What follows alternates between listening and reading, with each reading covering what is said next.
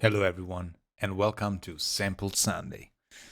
Sample Sunday is our first episode of what we are aiming to transform in our lives, which is Sundays, which sometimes it's the most horrible day of the week because you're just, hangover from weekends and stuff. So you're feeling miserable because the week is about to start and the weekend is almost gone, but Sample Sunday is here now, so we can talk about sample libraries that I like. So, in our perfect style, this sample library is a strings library, and we started with a piano song. So that's typical incoherent, right? But actually, I'm gonna write strings underneath part B of these songs. So I was working on this, and that's what I will be doing. So the first sample library we were gonna talk about in the first episode, first installment of the series, is a strings library. I already said that, and it's coming from a company that many of you know, which is called 8Dio, and the sample library is called Anthology. Now, this is the best of what they have done in the past years. I've read that they did some libraries. One was called Adagio, I think, and the other one was called Adagetto. And then they probably merged the best programs from their sound libraries. And I didn't have this library. I have many string libraries, but I didn't have Anthology as far as at least a week ago or something. It's a very recent addition to my library pool. And the reason why I got it is that I decided to start this sample Sunday.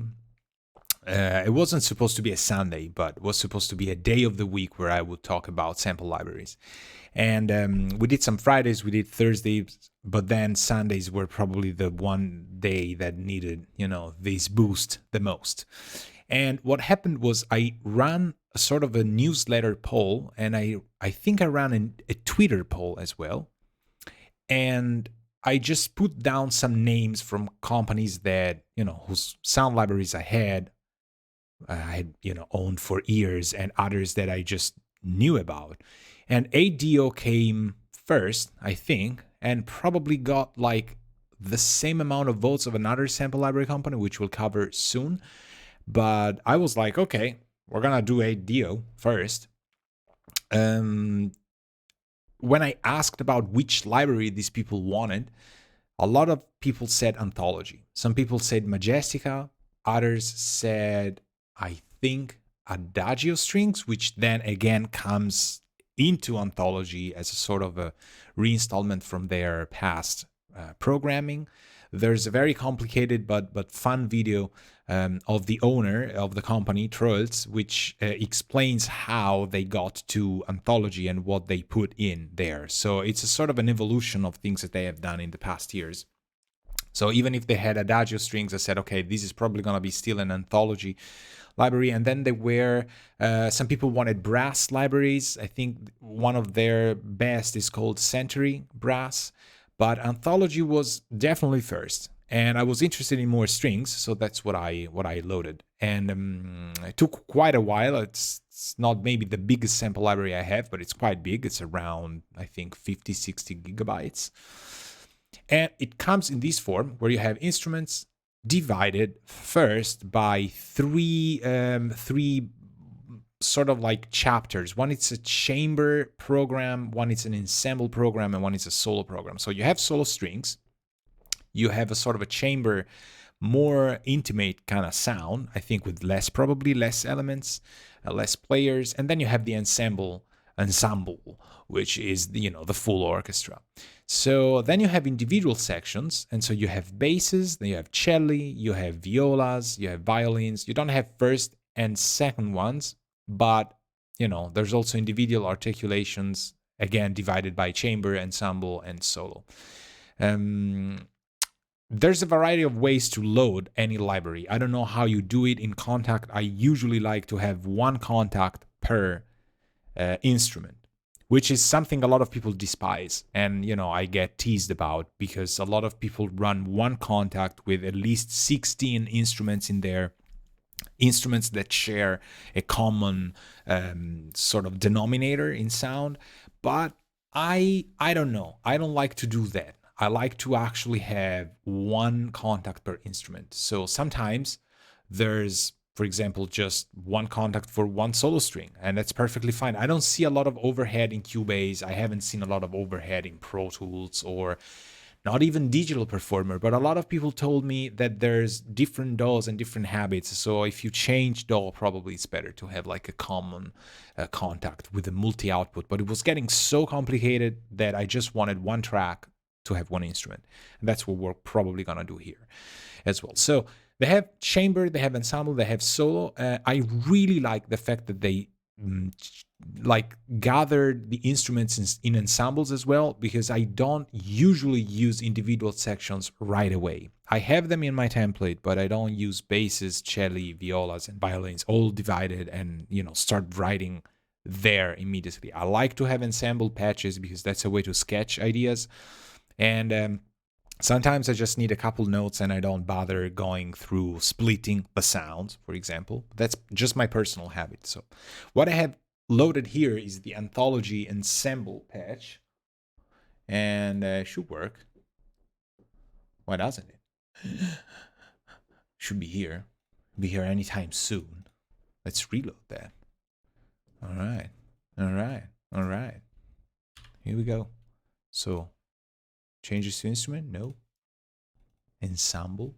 Load. They're pretty fast to load. What I noticed is that if you do a mass battery save for people that are, you know, contact geeks, you tend to lose these lots here in the presets. So should work.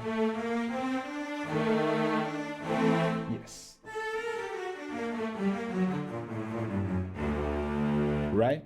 So usual suspects in any library: mod wheel for modulation, which means dynamics usually, and then expression control for expression, which is volume, but it's not just volume. It's just a better way of handling volume. The combination of dynamics and expression is gonna give you all the dynamics that you really want. So we go from a pianissimo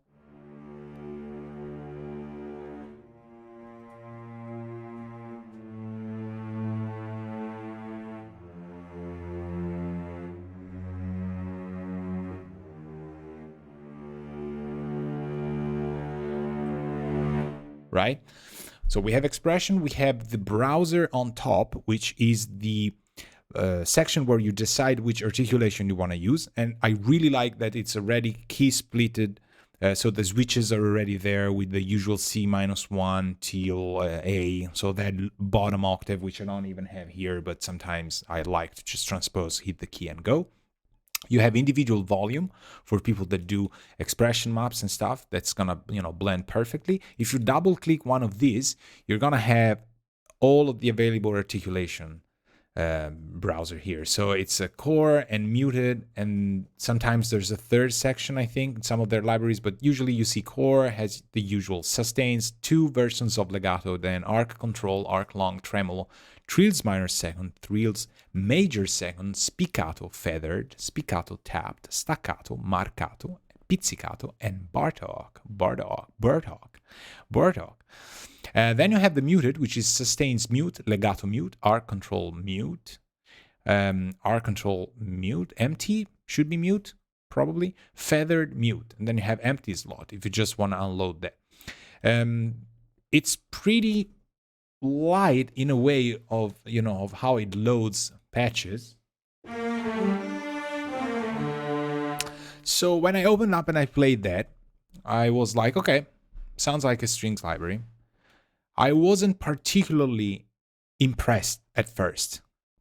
And when I started, you know, going through the microphones, the equalizer, and then I went back to the normal sound, and I noticed something that I really, really liked about this library, which now made its way into my template. So started very skeptical. I was like, why would I need another sound library that has strings? I have plenty. What I really like about what 8Dio does, which is I'm not really an expert or a fan of them. I haven't gotten into their libraries as of yet, just before Anthology.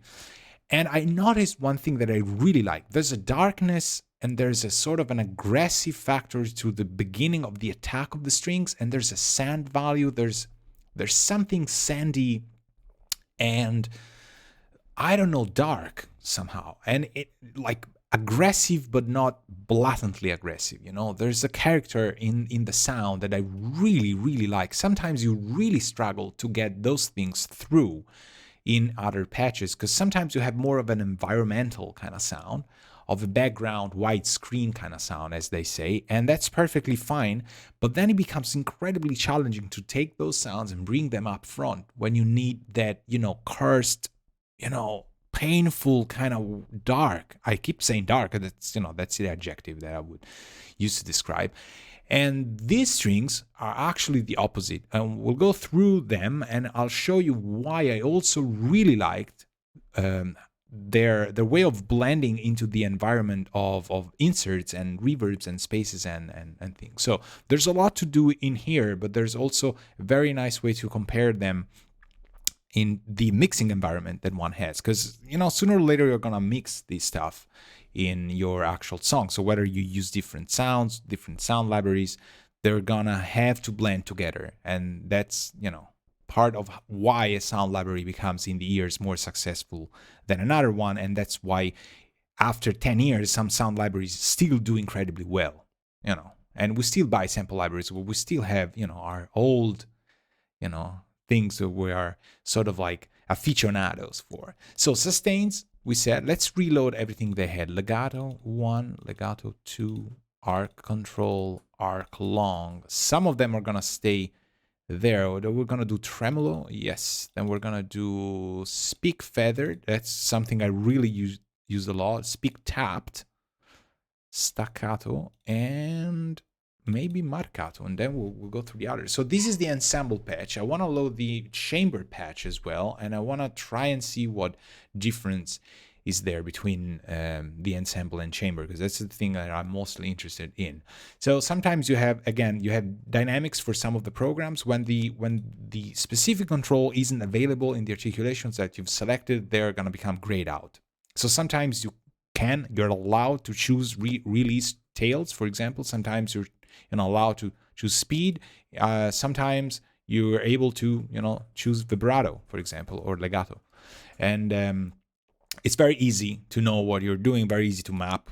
Contact, you just right click, and learn the automation. Then you have a section that is more related to the overall sound. So after all of the articulations, after all the parameters of playing the thing, you have a convolution system where you can choose pre-delay, size, and mix. And then you can choose a sort of a microphone sound. So you have a mixed, then you have close and far.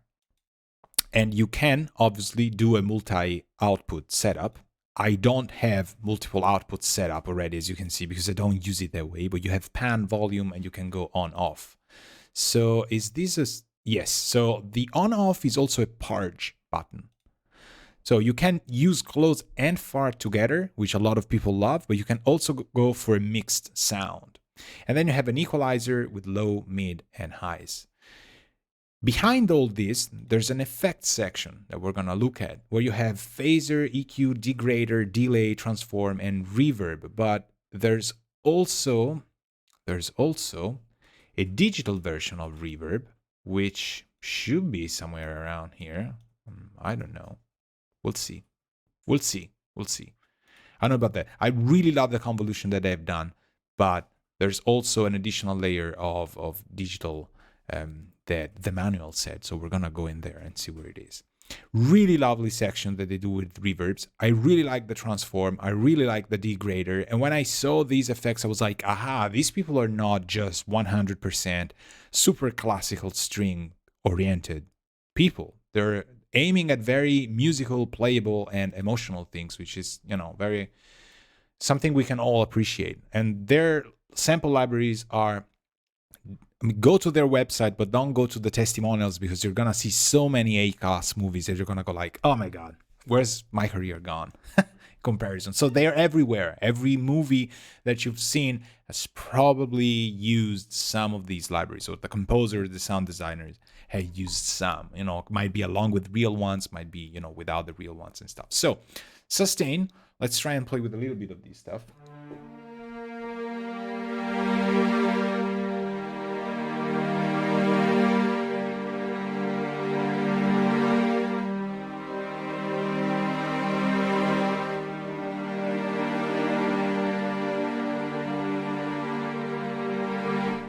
I mean, it's just beautiful.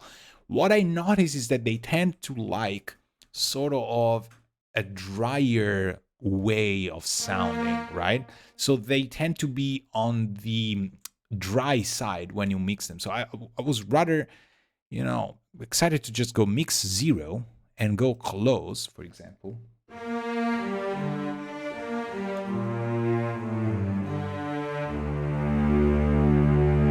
Right? And then go far.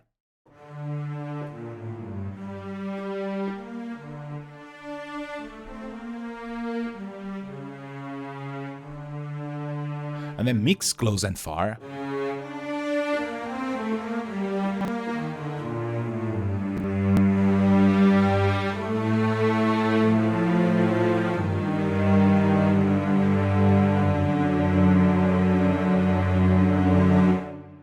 Right? And this is completely dry. I think mixed down all the way to the bottom is going to be 100% completely dry. You can hear the ambience. I really like. The manual says they've been using lots of Neumann mics. I think Neumann mics for close miking strings are going to be pretty hard compared to other microphone brands. There's other brands like Schoeps, for example, that make the recording of close mic strings, incredibly effortless, to my experience.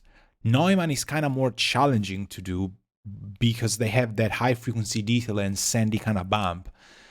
But if you master it and you're able to do strings close mic for detail with Neumann, man, the character you get is just off the charts. And I think these also speaks. There's that sandy level of detail that comes from the starting point, from how they tracked it, but also from the general miking techniques and also mic choices. So some people tend to not like close miking strings with Neumann, but I think there's a virtue in that. You're just gonna have to keep trying until you get the right sound.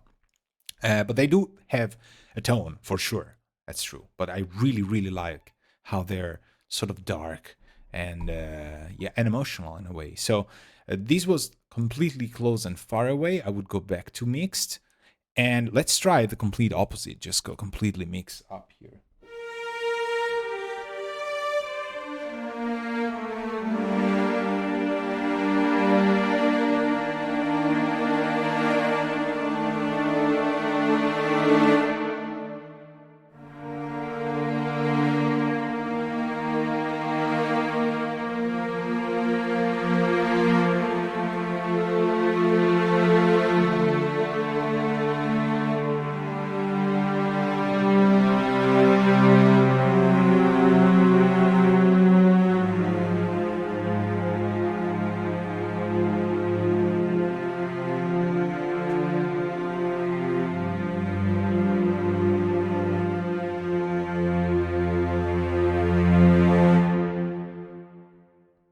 And the convolution is really awesome as well.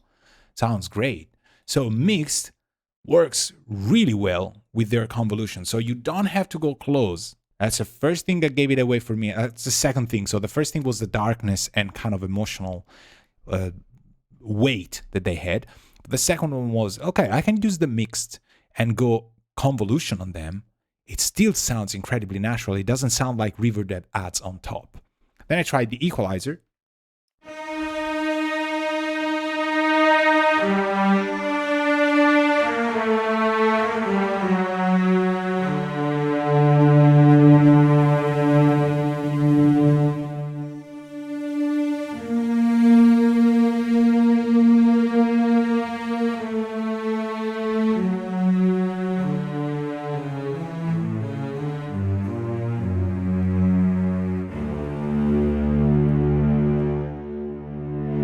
And it does sound like an equalizer.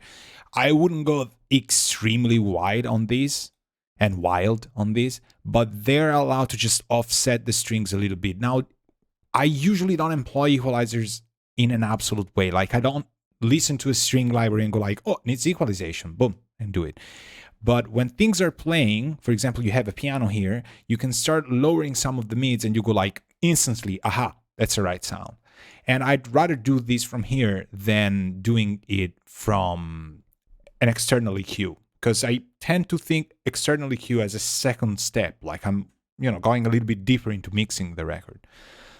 So I try and get as much as I can from these EQs, and I really like when they're in here. So what else?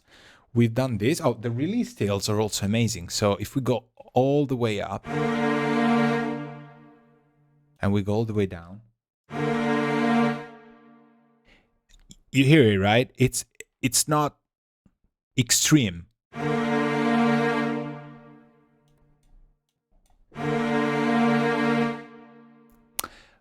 But it's incredibly natural, and it's within the span of what's actually real and usable. It just has a little bit of a bloom, which sometimes sounds more like a room way of diffusing the sound than just, the musicians going super, just stopping the sound right away.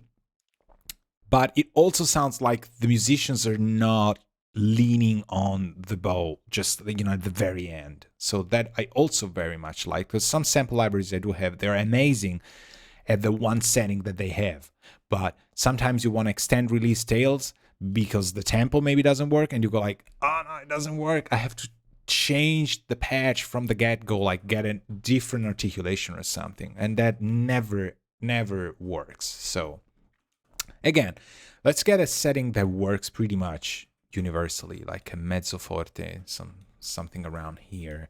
And let's go to, for example, legato. Now, legato employs the technique that I kind of know you have to not let go of a sound, but there's also a velocity thing, I think, in here.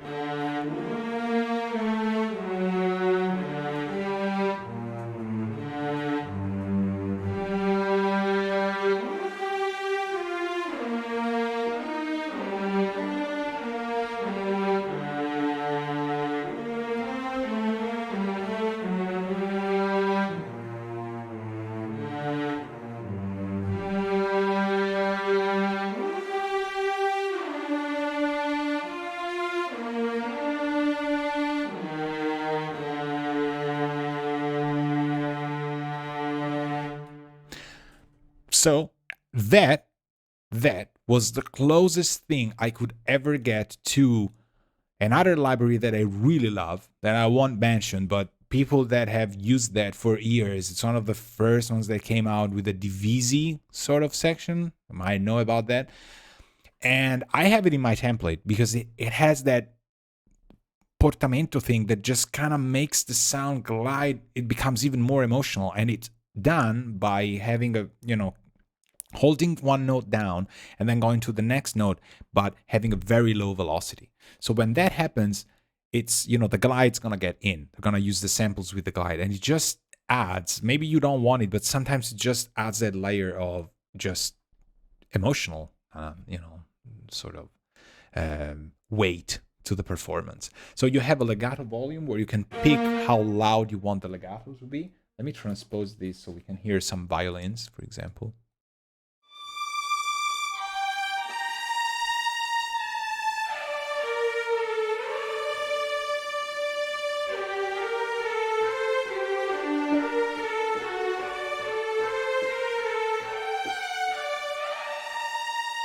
Oh, so good. So good. And I'm not even, one hand is on the mouse and the other one is here on the lower octave of my keyboard. I'm trying to be, looking at you and going here on the other side, looking at the contact keyboard, trying to get where I am, trying to feel the keyboard without looking and stuff. But it's just...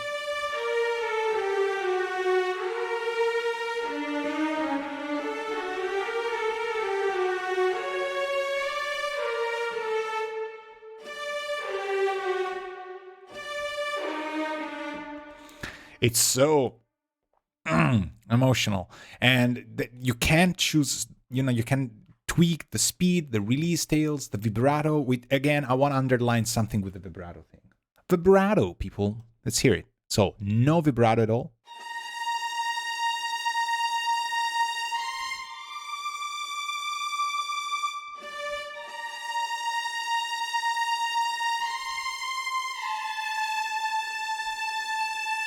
All right, but here it is at the maximum setting.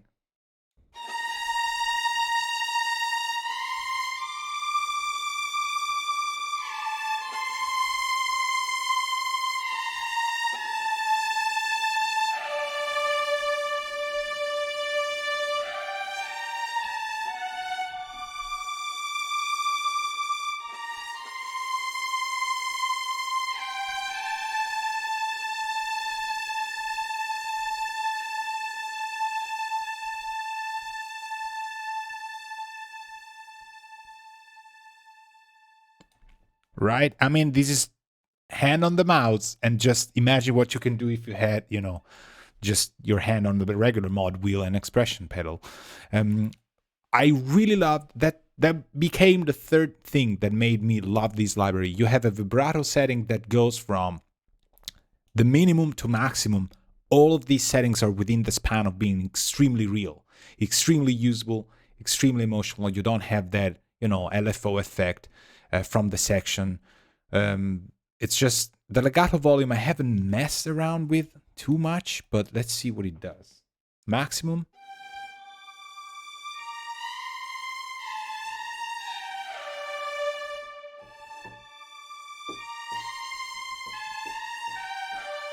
So I've done the first time I've played just extremely low velocities with the transitions of the notes. The second time it just went in and like a forte kind of thing. And you heard that you can control that.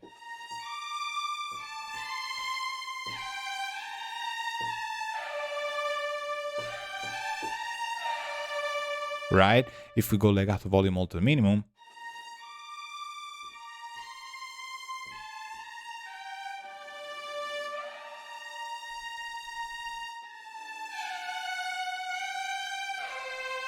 So when they glide down, you're gonna have more of an accent. So this is, I would say, maybe the very final tweak. I usually don't tweak these when I'm playing, but when I have the strings down, I just go and follow that with the controller to just get it a little bit more. Sometimes you need maybe 10% more or less, and it's just gonna make the strings settle down in a different way.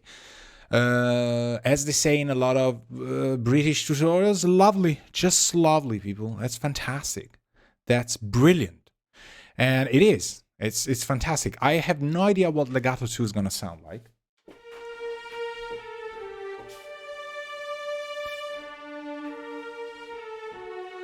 Oh, this is like a sort of a feather touch.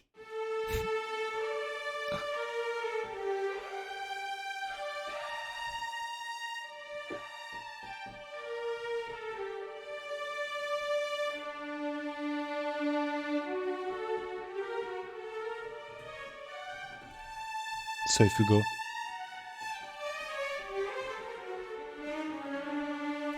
faster release.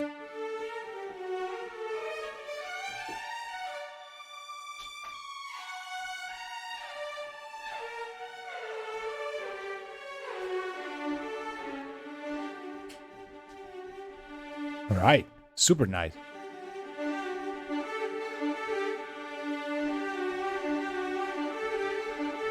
So you can.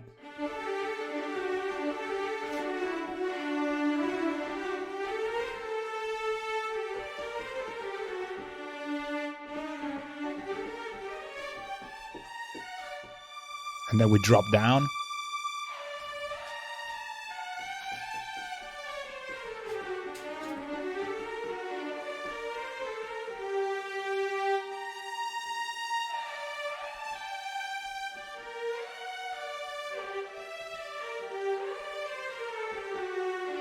It takes you 5 seconds to just get your brain around how the velocities work. Great.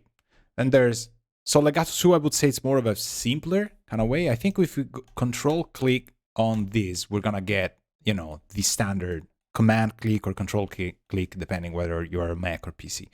So then we have R control, which is the thing that these people that suggested me to, demo this library, they said, like, you gotta try R control. It's just something that 8Dio does, and it's great. So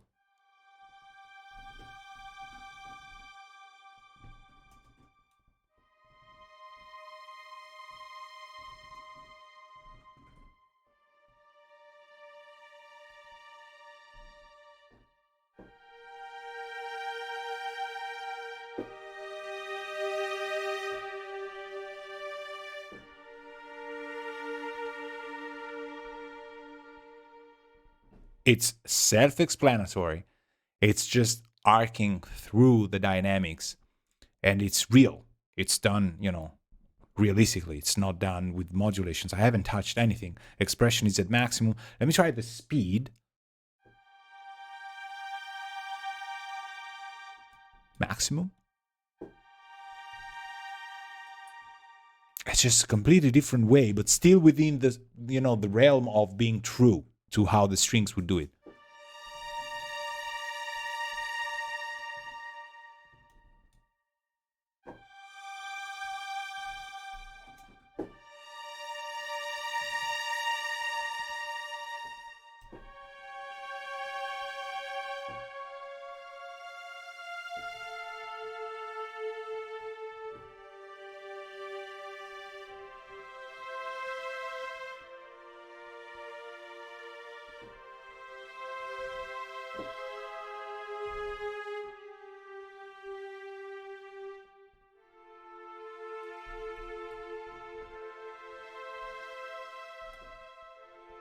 So I think it's dependent on, like, you set it and then you trigger a note, and that's gonna respect that speed. You can play through it while the notes are going, and it's not gonna alter the way the other section of the strings goes. It has a pretty authentic, like, kind of virtual divising kind of like. I really, really like how that works. Arc long. Ooh, that's kind of, it's more intense. Ah, we were at fortissimo, so.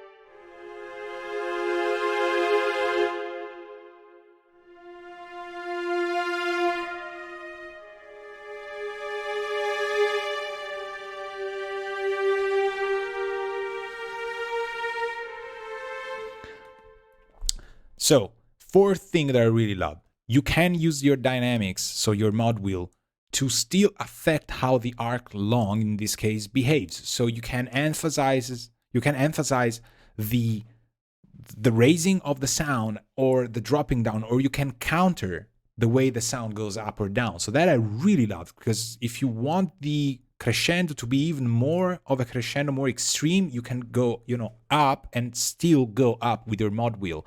But if you want it to be more intimate or like more compressed, you go down with the mod wheel while the arc long is trying to go up, and that's kind of compressing the dynamics while keeping everything kind of, you know, there emotionally. Really, really nice. And still, the release tails are something you can also tweak, and obviously the expressions, you know, map, which is going to just set you to the level that you want. That's mostly how I use the expression. Obviously, it's not going to be as dramatic as the dynamics, but together with the dynamics, you get the levels to stay exactly where you want. Then we have tremolo.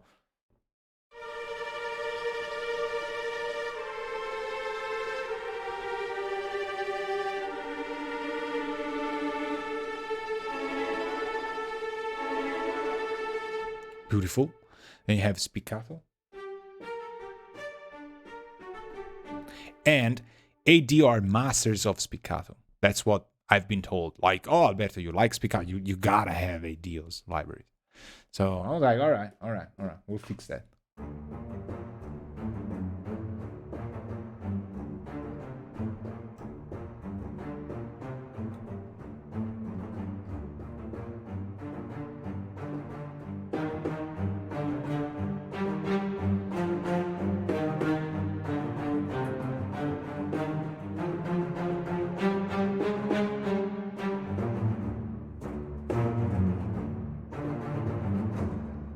So here we don't have dynamics, but we do have the velocity.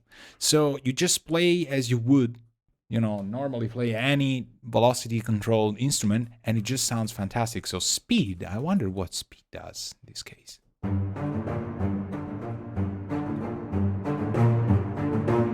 So it becomes even.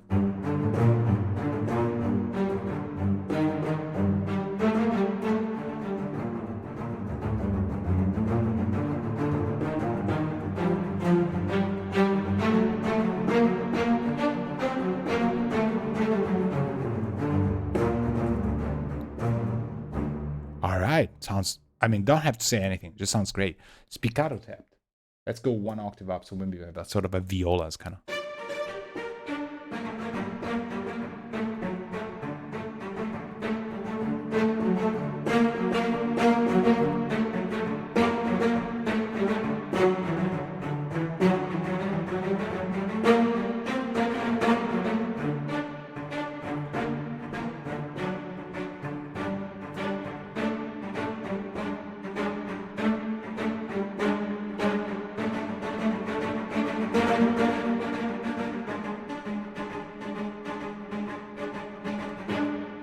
Let's try faster speed.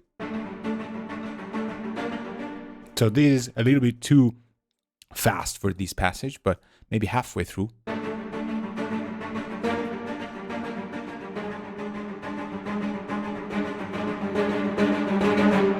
See, you have a lot of grind that you can do. Staccato.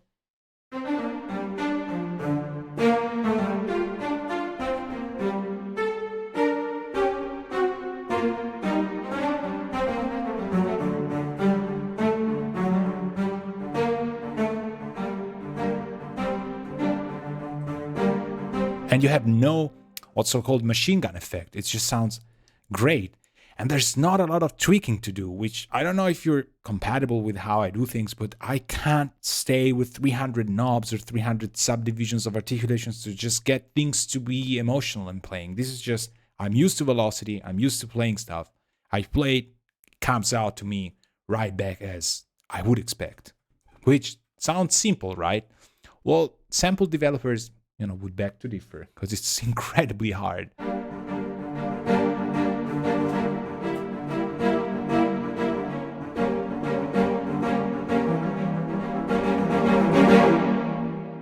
How much dynamic more you want to have. So marcato, also the staccato patches I don't usually like as much, because they are not as fast as spiccato, and they're not as a marcato would be, because they're completely different.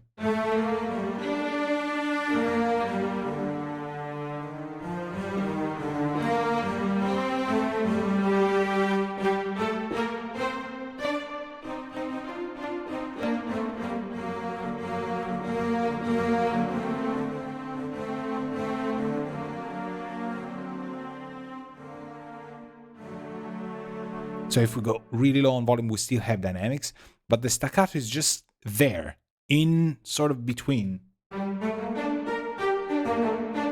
Oh, I would rather say that's probably the best staccato I have from all the libraries that I own. And you hear that, right? I made it so appropriately. It's just like that, that little, just, go in full blast into the bow and strings. And it comes from proximity, comes from the mic usage, comes from the placement, comes from a lot of little things that just make the whole thing just not raw, but nicely done. So what are we missing here? Oh, we're missing Trills major second. We're missing Pizzicato, which I almost never use, but Bartok.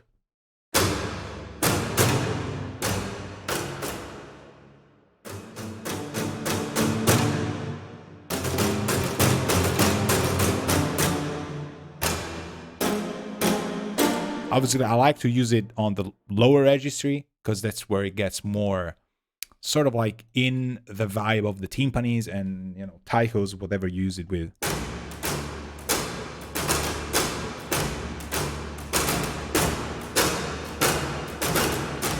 And Bartoks are fantastic ways to adding pathos, because they have the pitch that they help the timpanis to be with. And when you're tracking classical timpanis, and sometimes you don't get the tuning right, because maybe I'm tuning them and I don't have the, the way of being in the habit of a professional timpani, exclusive timpani player.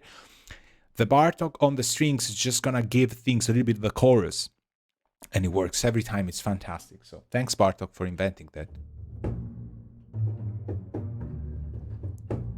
So here with the pizzicato, we can go a little bit up. Okay, and I just want to put my finger on the pizzicato patch, all right? Because I know people that are watching this video in 350 million years from now, they're going to go like, oh my God, that's another Pizzicato thread. No, you've heard it many times. I have many libraries with Pizzicato, but the mystical, emotional factor of this, I sound like a broken record, but here, it's not just a perfectly tracked Pizzicato thing. It's just something in the section. Let's go mostly dry.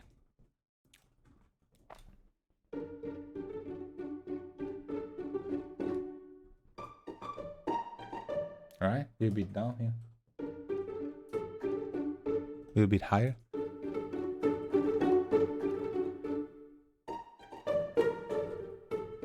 You hear those little crispy, cheesy, stringy kind of things. They're fundamentally important, to me at least.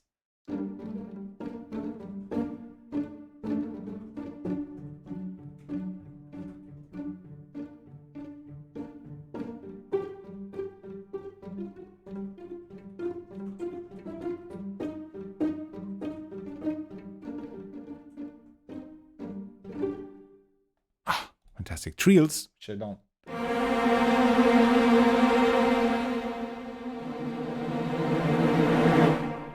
That's the trills you would expect, but still with the same tone, the same pathos, the same emotional character to it. So we have a minor second and major second. We can do like a mezzo forte and then down here.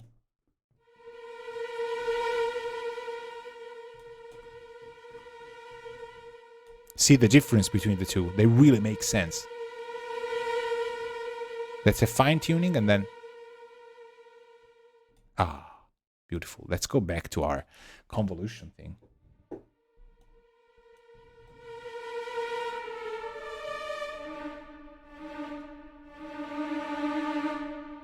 Oh, sounds great. So that covers pretty much all of the... Oh no, then we have the mutes. Oh God. We have sustains mute. We have legato mute. They have arc control mute. We have arc control MT, arc long MT, and then we have feather touch. So let's try this.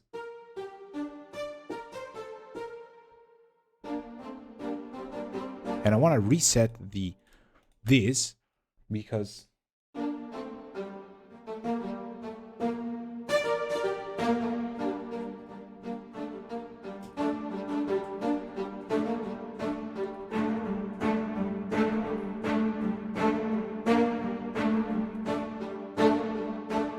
I mean, come on. Can't you see the sort of like the foggy, sandy, not too saturated, environmental kind of movie-like thing? It's just so cool. Part of that is also the convolution, of course, but there's all the meat that comes from the strings. That's great. So sustains mute. Let's try compare to the regular sustain.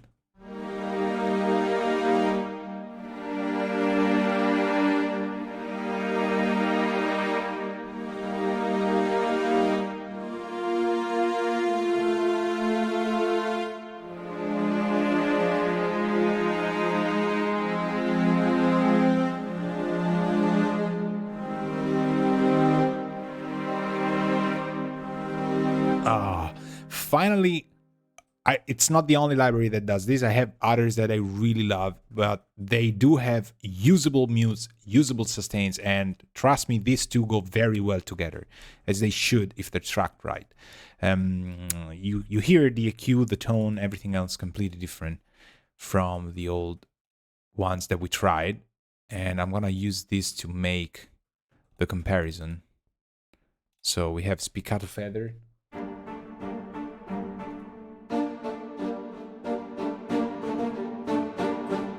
This is...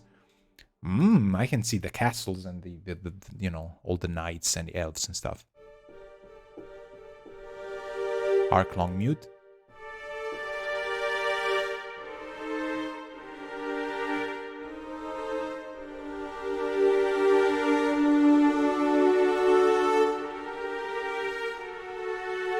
You see the patch changes after I play something else. It's not just instant. If it were to be instantaneous, then it wouldn't work. So you can change articulations while you're playing.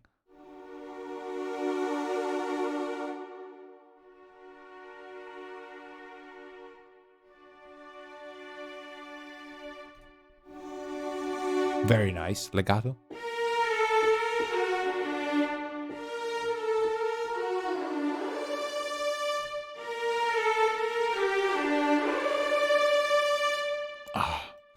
Also, what I really like about the non-muted stuff is that I really like when the strings do sound like a little bit of having some horns, brassy kind of frequencies in there, and it's something that if you don't control when you do closed strings in small environments, then they're gonna become sort of like pointy, nosy kind of things. But with the larger scale environments like this church they tracked it in, it becomes, given the section and the woods and the microphones you use and the position and also how the church is made, you can hear sort of the horns in there.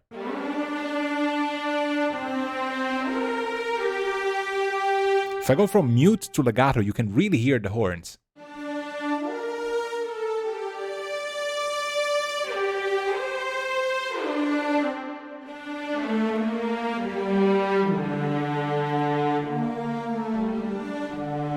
Right? I don't know if it makes sense what I just said, but in my head it does. Sustains mute.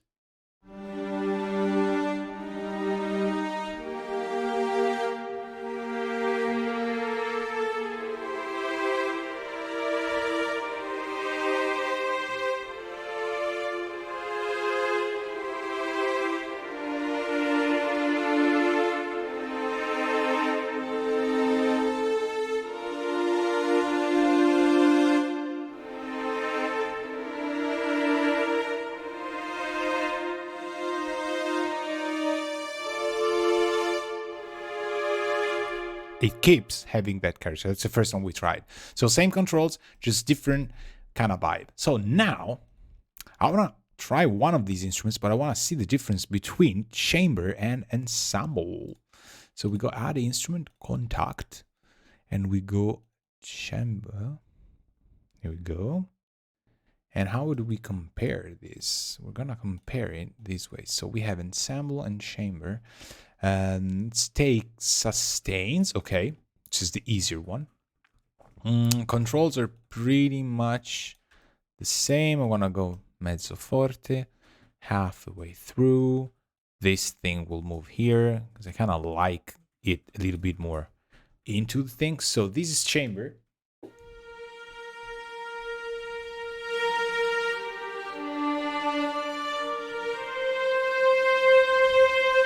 Ooh, I already know why I like this.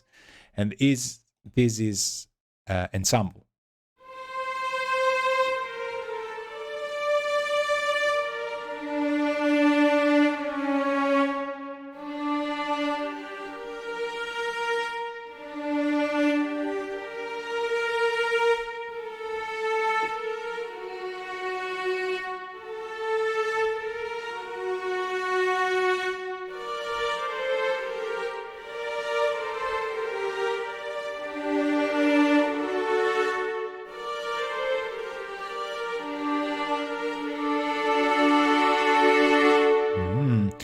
There, I think we're gonna just try another one. So we don't have as many articulations as we're supposed to have here, but try spiccato feathered actually.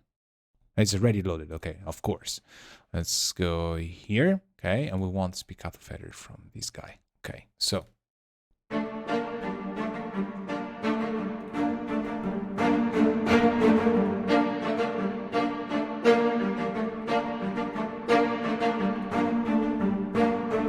Now let's try the default speed.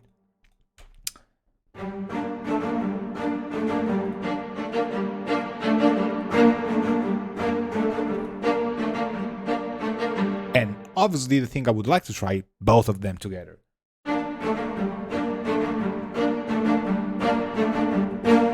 Just ensemble. Just chamber.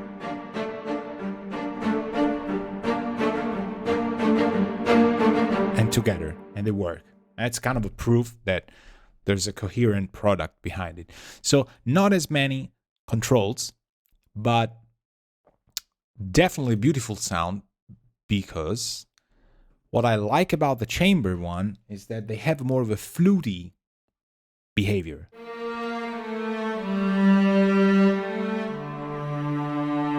Let's go here, sustained.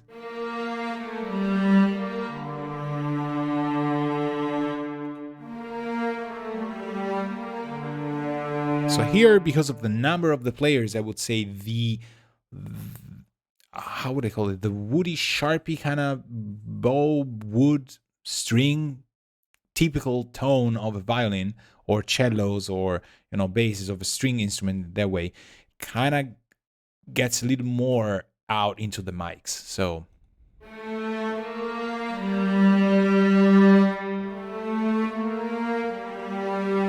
And if you don't spend time playing this library and any library you buy to this level, you're never going to be able to tell your brain, I would like that kind of sound. Boom, I need the chamber, blah, blah, blah, single articulation cello because it has that sound. So if you don't try them and spend an afternoon with them, you're never, at least in my case, you're never going to know.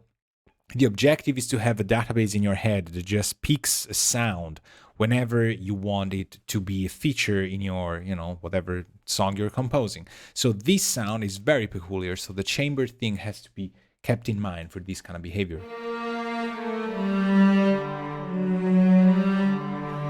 You don't get these from the ensemble.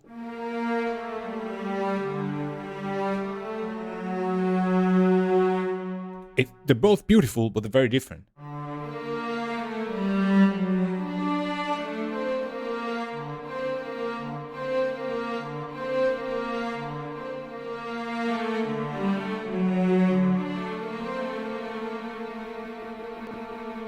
Chamber, and then ensemble.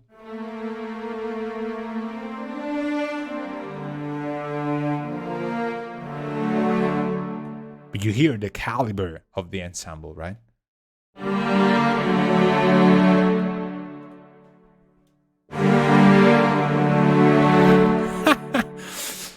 Beautiful. Thank you very much. This is so good. So, what else? Let's load the solo instruments, because why not? Let's try some solos. Doody-doon-doon-doon. Loaded. No. Oh, yeah, it's behind here. I don't want it here. All right, reload it. Reload. All right, so we do have solo. What is solo? So this is a section of solo instruments. So it's what is quartet. Okay, I have solo libraries.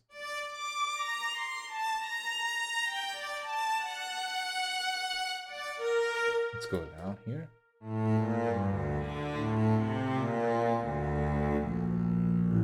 Ooh, all of that noir kind of vibe is coming back in the solo instruments.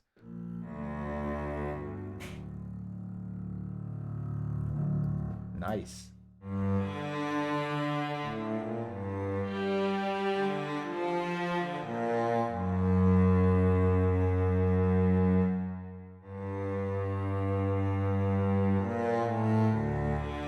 And this is not a legato patch. This would be a legato patch.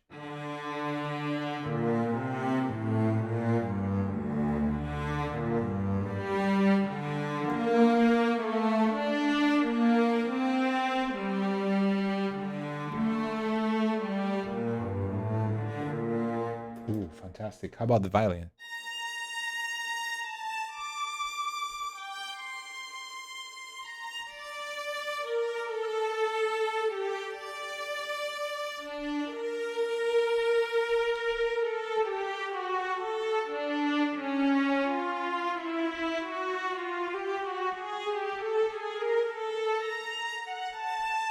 All the way low.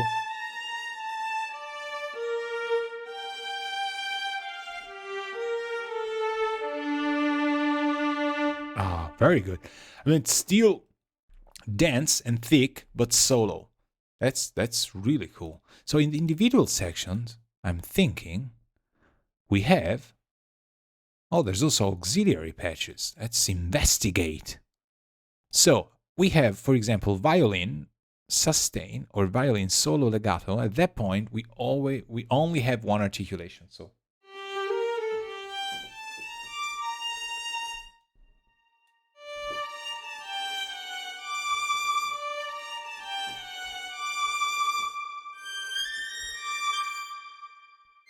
Went a little bit too far. We don't have the D up there. But everybody who likes solo instruments knows that the viola is where the money is at.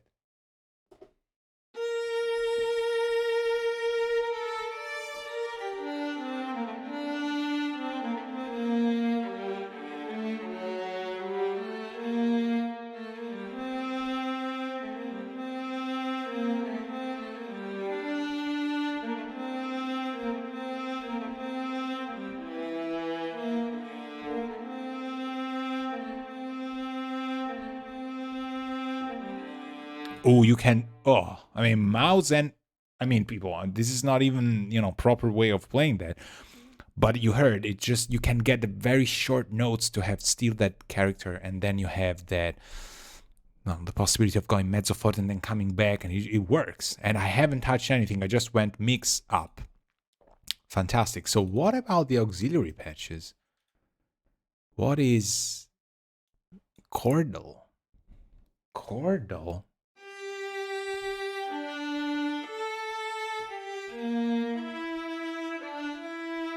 What is chordal?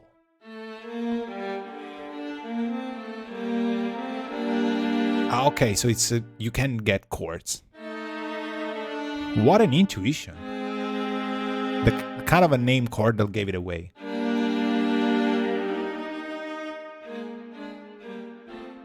So we can do kind of double notes?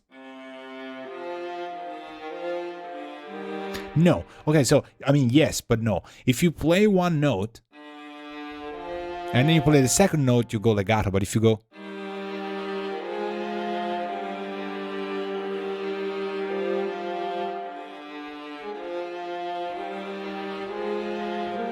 and then...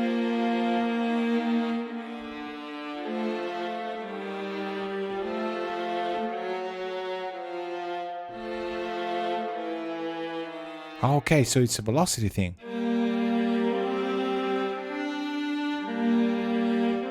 Yes, so you can play more than one note at the time. If you play a second note and it's low enough in velocity, you're going to have a sort of a divisi thing. But if you have a second note with enough velocity, then it's going to take over the previous note. And then, so you have a legato thing. Great. That's useful to have. How about cello, because it's one, spiccato, because that's where the bolts are usually.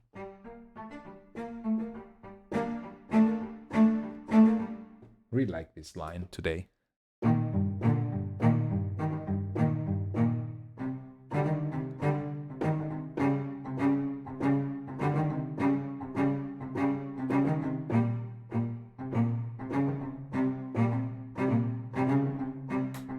Lower.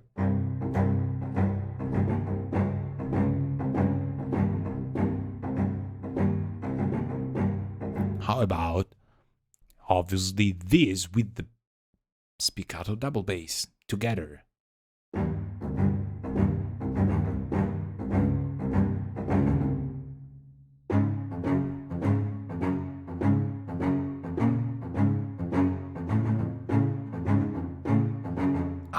Awesome. And this is just two people. We're simulating one double bass, one cello together.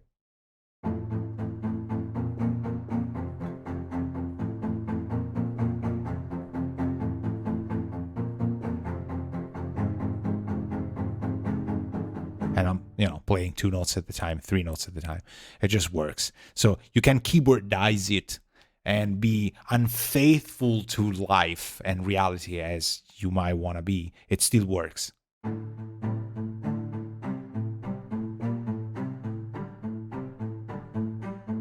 And it's very detailed, but very intimate, still with the mix at 0. Man, it works.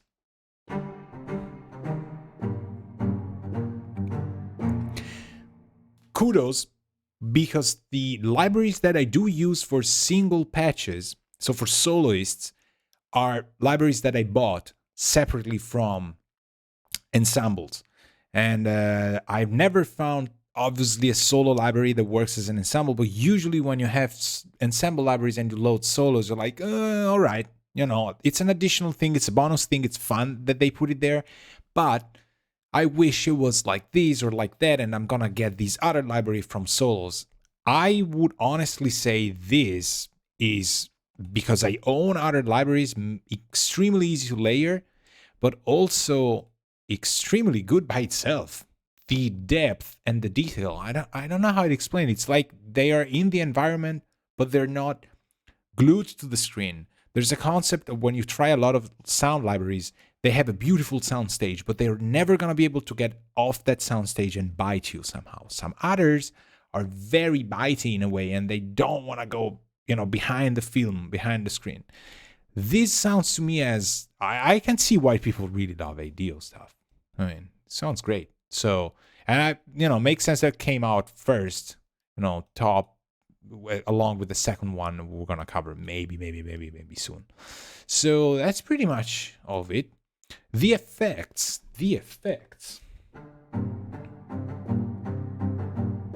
Oh, I mean, come on, I'm playing this other patch, right?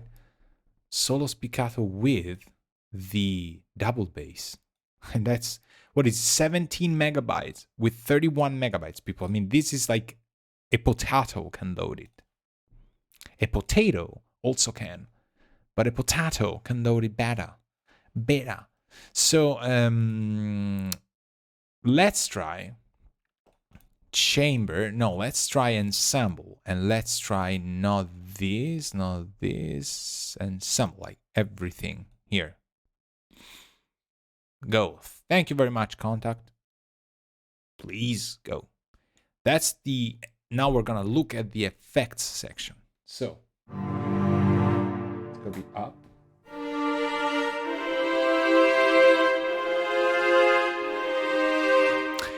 Effects.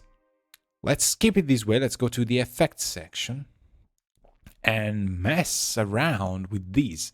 So even if the equalizer is set flat, the thing I noticed immediately, because of my incredible, how would I say, like detective-like attitude, is that there's a second EQ which doesn't quite really match what we had before, right? So low, mid, and high, they're all flat. This is not the same equalizer that we had before. So this is a different thing.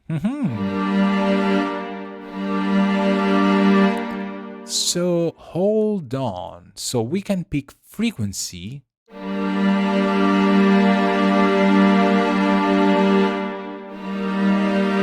I'm not playing the right one. Haha, there you go. I was like, nothing's changing. Why is that? So, sustains around.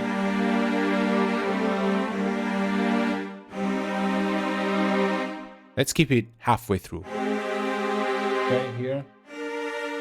Halfway here, expression here.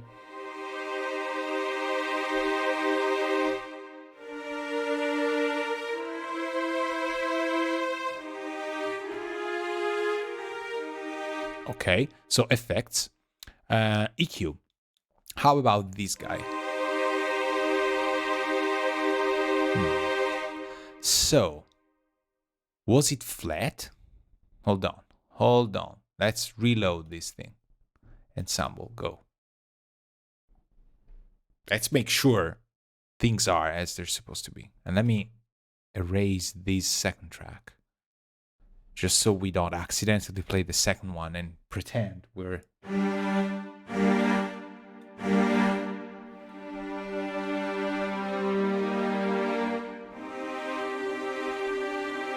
Okay, so everything's flat, everything's like it should be from the start, but there's just around 60% reverb. Boom, here.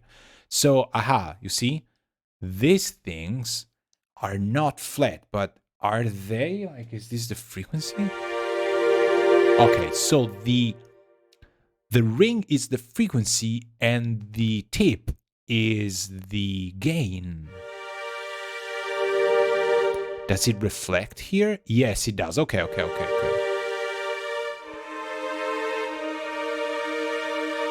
So what we can't do here in the equalizer, even if these gain controls are the same, we can't choose the frequency at which we want to operate, which we actually can on the backplate in the effects tab.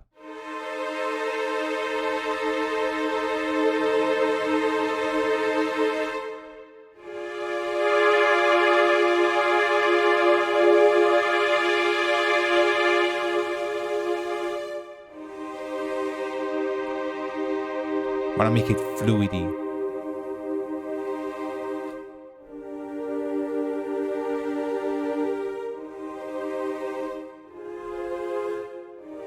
So here, careful, there's a sort of, what is this, a randomizer? When there's a nuclear symbol here,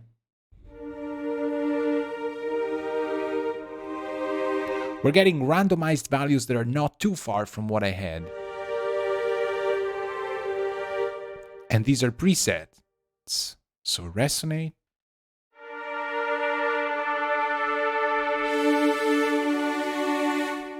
All right. Then there's a sort of an options pane here. We can choose motion, chaos, flow, or pure chaos and motion. Ooh. So motion's gonna get on off, so that's a switch. I think range is gonna be how dramatic the effect we want to have, and then we can choose if we want a flow, which is gonna be around those parameters, or chaos. I mean, so this is complete chaos now, but let me go here. So you see it's changing. So let's go kind of close to the 0 and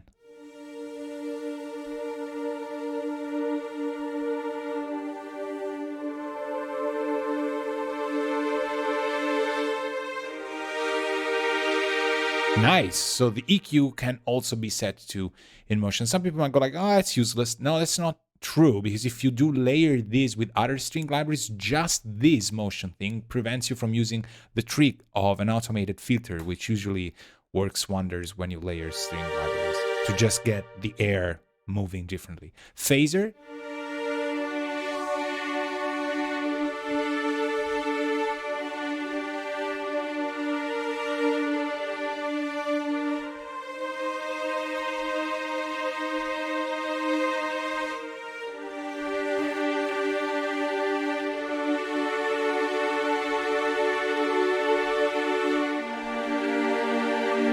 Now, phaser and flanger, for people that don't know, might sound like extreme things to do to string libraries.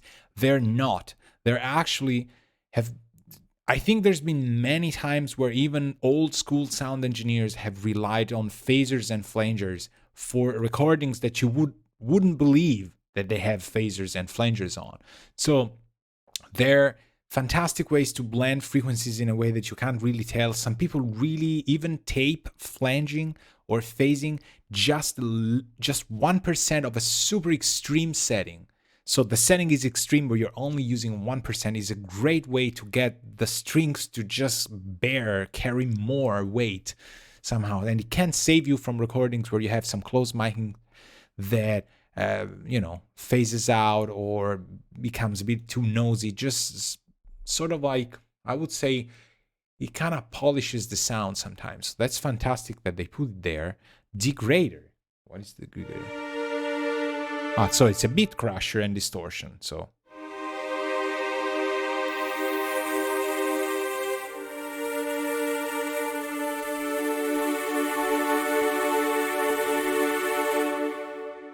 fantastic. So man, I love this stuff.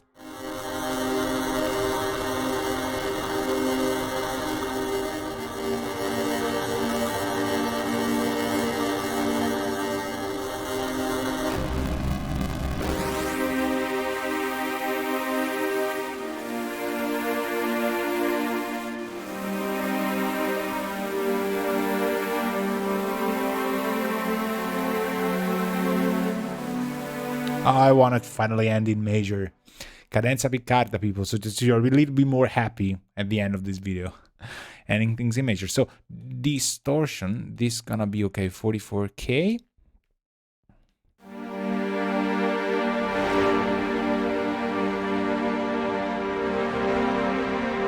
Oh, that's very post-apocalyptic sounding. I like it.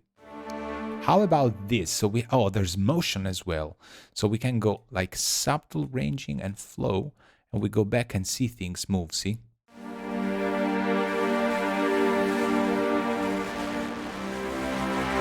Okay, can be maybe a little bit too much.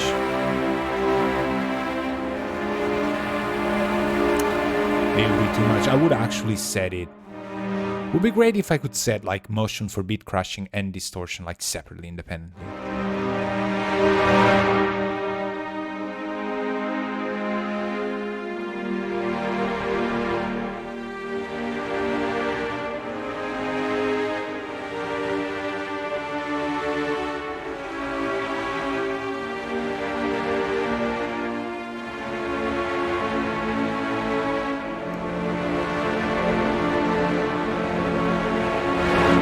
Okay, it can get extreme, but it can make things a little bit more sandy and nice. So delay, we don't have to say that. But with sustains, delay must not be underestimated.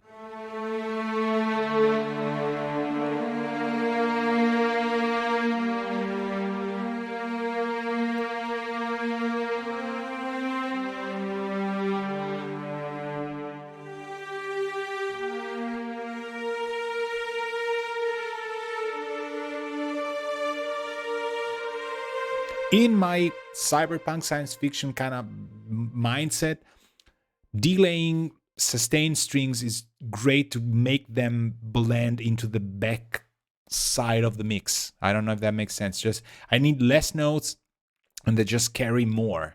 So that's great. There's also a filter which is high pass and low pass in this case. If we were to do it without delay, it's kind of similar, but you hear it right now, it's going clearly there. Hear how it opens up on the left. Without, it's just great, but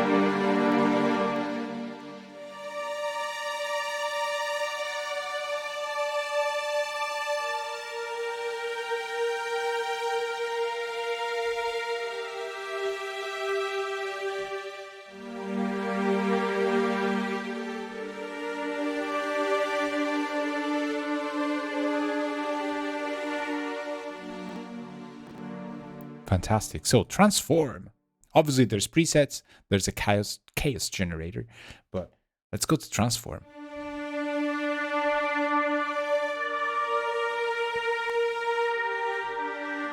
So what they say transform is that they sampled a lot of IRs, so impulse responses from weird things. And I saw black hole and I was like, engage. So let's try this. So there's a mix controlled size, and there's a pre-delay, and there's filtering.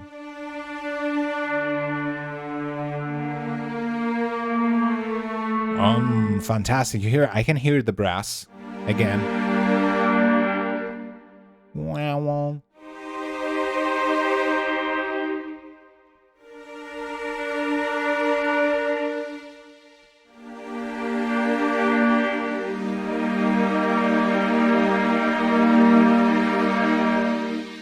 A little bit more feedback.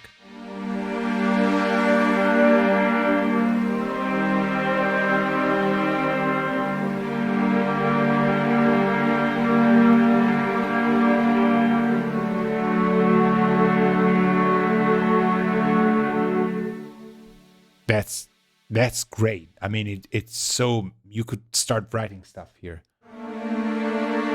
It's just clearly strings, right? But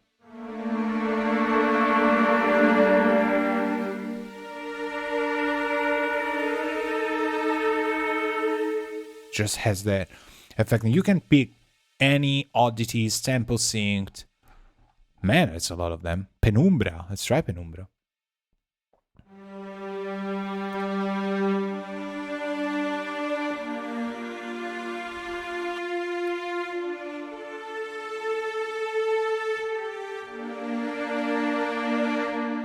What does it do?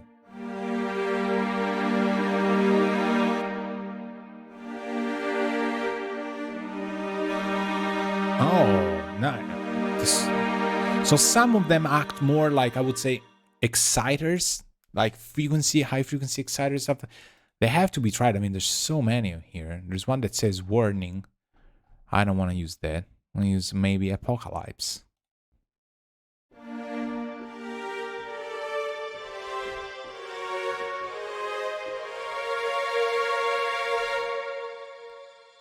adds a very nice sheen.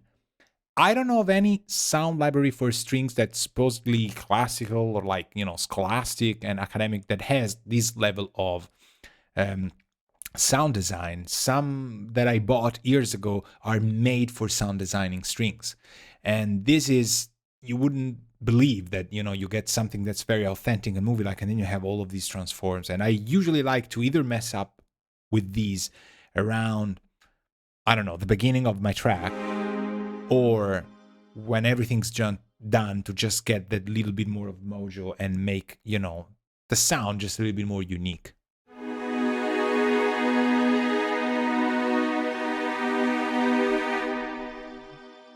I mean, come on, this is awesome.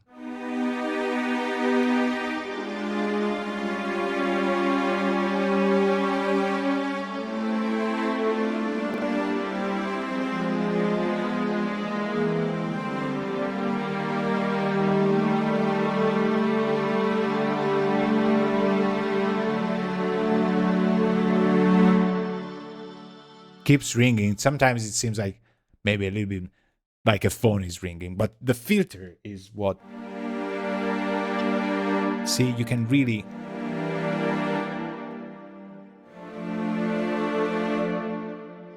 Yes. See, if we go high pass, obviously we have plenty of highs, but we can go low pass and cut at around 18 or 16. The value, I think you can't really see it, but it doesn't matter. It sounds pretty much.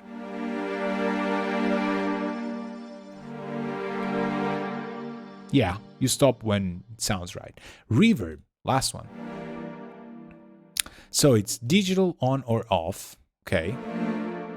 So we can go, okay, that's the setting. We can alter whether we want it to be digital on or off. So studio, that's no longer the impulse responses that they have, or maybe they do, but this could be something they took from. So the impulse response is the same, but if we switch this and go digital, I don't think it's gonna use the impulse the same way.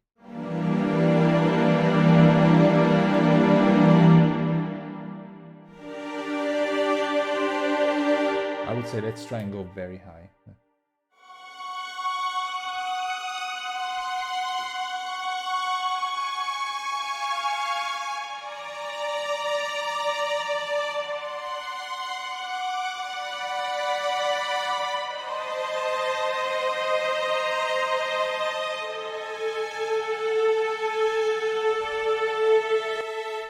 And that's completely off.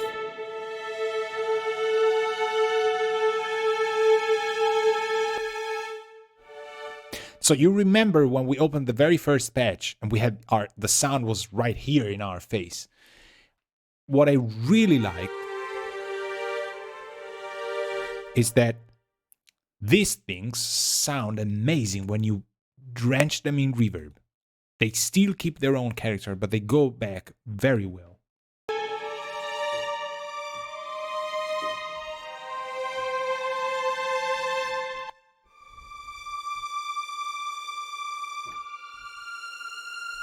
So now I'm going to try and take the digital off and go here. Okay, so with the digital, we can set pre-delay, size, color, dampen. So we have more controls over the impulse. But here, we're just faithful to what the impulse response is. So we only have filter, pre-delay. And we go cathedral far. Does it change the parameters here? Max, halfway through. Let's see this. No. Okay, so it changes the impulse, but the controls stay the same. Super dry.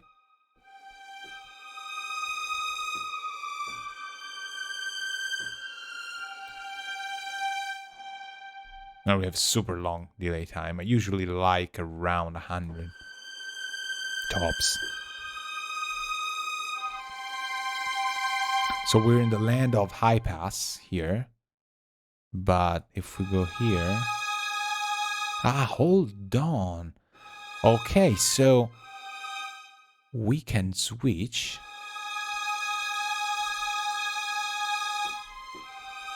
Ah, I just found out how it works. So that sets the high pass amount, and this sets the low pass amount. So they're always consecutive. This is fantastic. So you have a band pass.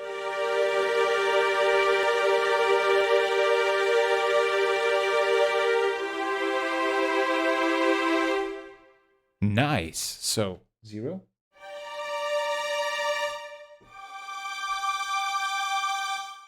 Sounds closer, right? Because the filters are closing things up.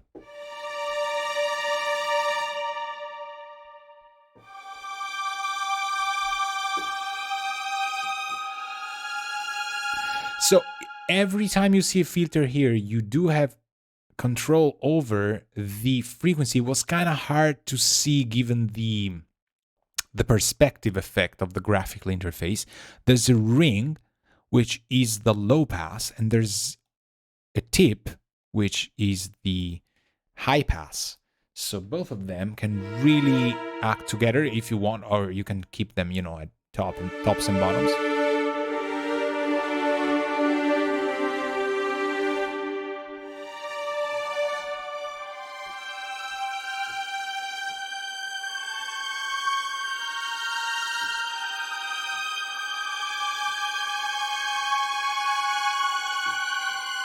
I like how this reverb, that's cathedral. It's never clashing against even half steps, very high pitches. Let's try a little bit, you know, lower octave and try church close. 100%.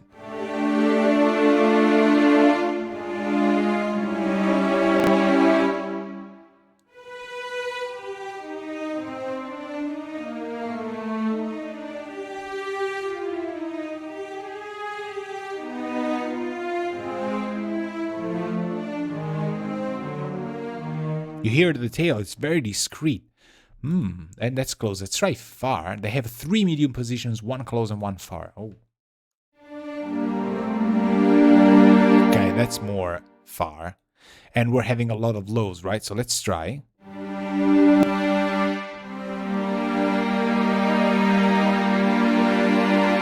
You heard it. It took it a little bit of time to just handle the high pass, right? Completely off. Yeah.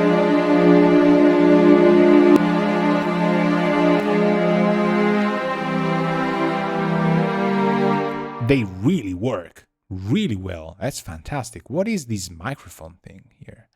Sets the position and size of the reverb. How do I? Loading. Okay. It's a mysterious kind of thing. Try St. Paul's Church. Maybe we can do that on some of the patches. I remember it was changed.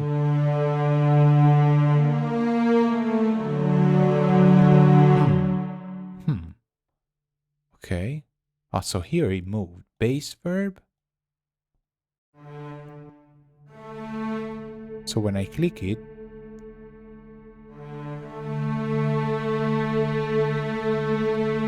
okay, I see that. I can move myself.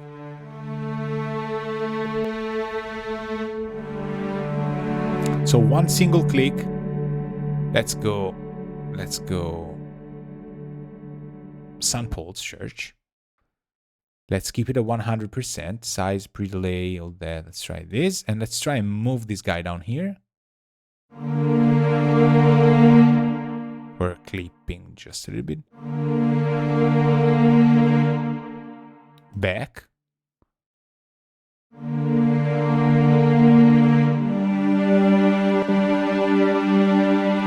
And right and left.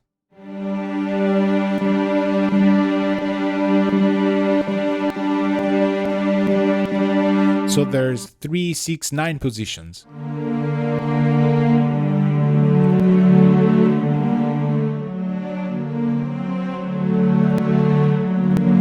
And we hadn't tried these with the solos.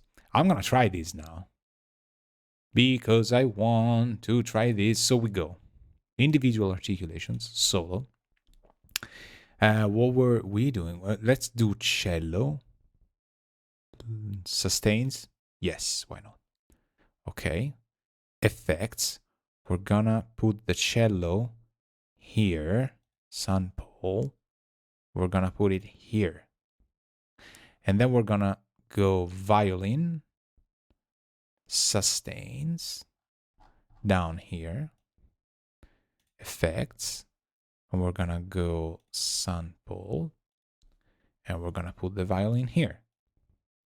And we're gonna go 100, we're gonna go up here 100. So let's try violin first.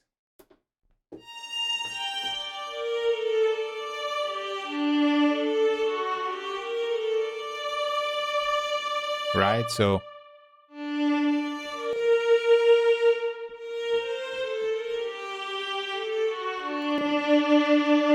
okay, I moved it like close left. Let's try the cello. We're never gonna have a range where both of them, well, yeah, maybe yes.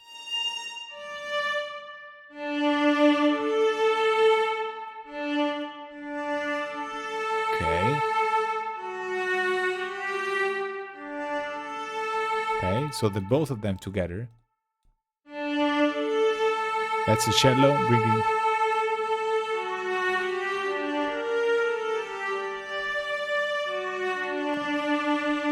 Let's try and bring one. Man, even the phase kind of works. Like you would have, if I were tracking these and one guy was like really close to me compared to the other one, it would be like the phase is all off because the people are, you know, they're too far away for being a, you know, an ensemble. So it does work. They had plenty of room to move people around.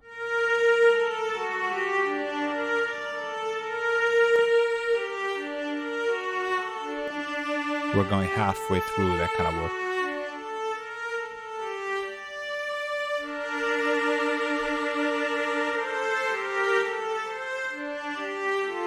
Poor cello is playing extremely high, right? So we'll be like.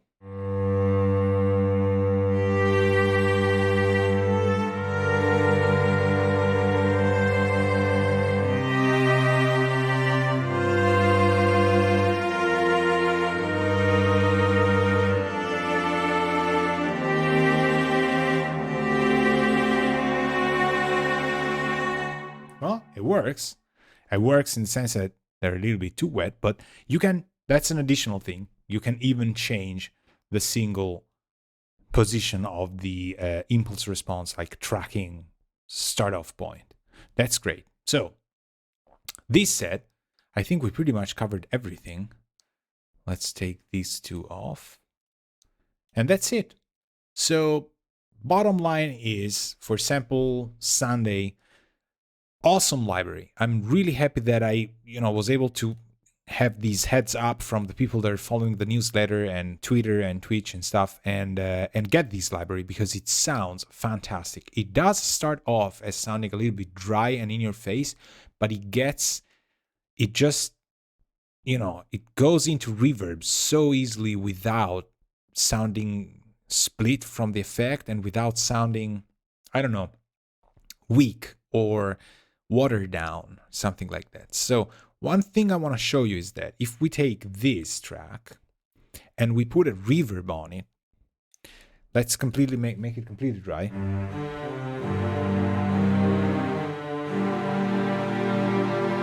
And then let's hear it. Usually like mezzo forte.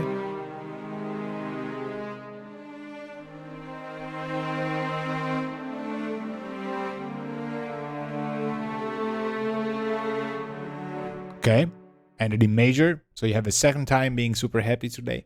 That's as much as I'm gonna give it to you. We're gonna keep it at around 70%, 80, and we're gonna use a reverb here. And I wanna show you one of the reverbs that I really love about generally orchestral things. I talked about a little bit. This is Phoenix Verb. It's made by a company called Exponential Audio. These are the people that were behind Lexicon.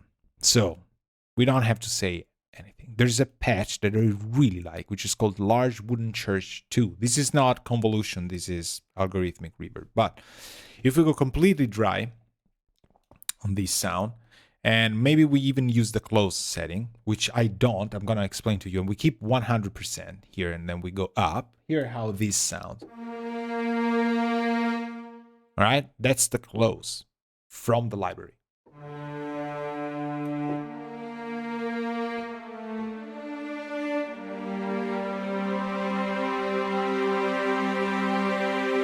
Let's load the arc long.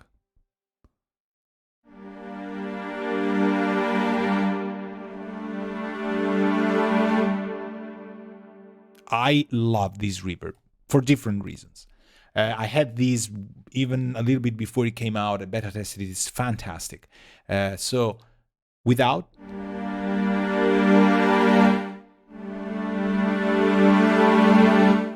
right? With.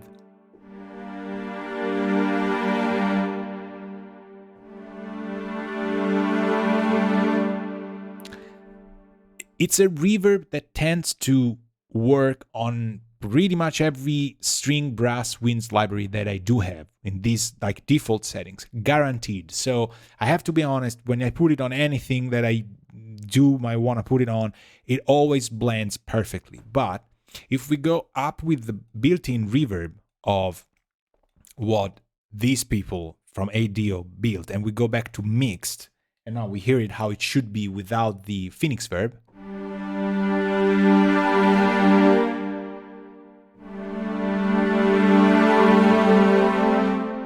Right? It's still mixed, but it's, kind of wet here.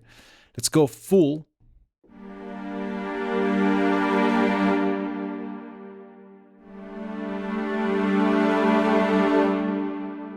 It works. You wouldn't be able to tell it's two reverbs eating each other, like in series. So the convolution goes into the Phoenix Verb. If we go mixed and we take the convolution off, so we still have a very mixed sound. So we still have the close and the far, which would sound like this.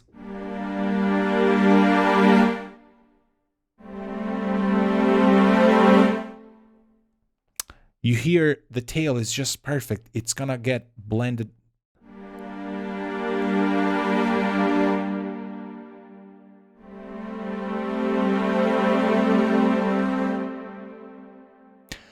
So close.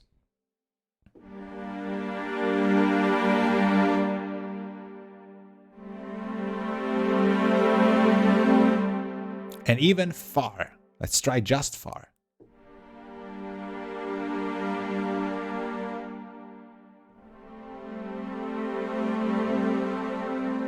And actually, I guarantee you, this is my go-to favorite sound now. Far into the Phoenix Verb large wooden church too.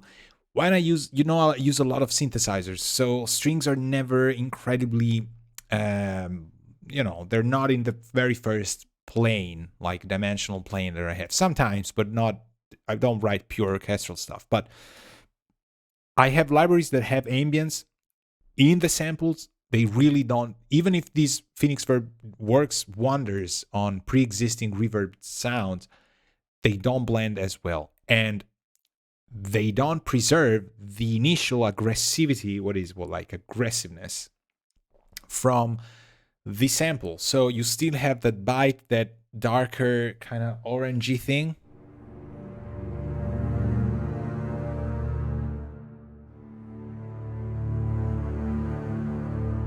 Oh, I want to close the stream with this. It's fantastic. So really, I have nothing else to say. It's a great library. You should go for it. Sometimes there's sales, and I'm very happy that I started off this Sample Sunday. So there you have it, 8Dio Anthology. I hope it was fun for you. We'll see each other in the next Sample Sunday episode. Thank you very much. Bye-bye.